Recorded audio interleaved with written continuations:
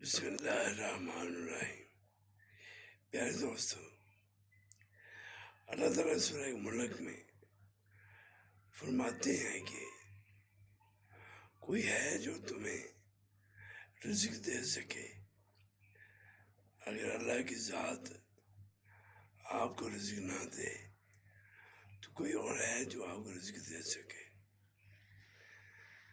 اللہ کی ذات رزق دیتی ہے، اور دنیا میں ہم رزق کمانے کے لیے کیا کچھ نہیں کرتے، حرام حلال کی تمیز نہیں ہوتی۔ دوستو، بہتر عمل تو یہی ہے کہ ہم رزق حلال کمائیں، رزق حلال کھائیں، کیونکہ اسی میں ہماری کامیابی ہے۔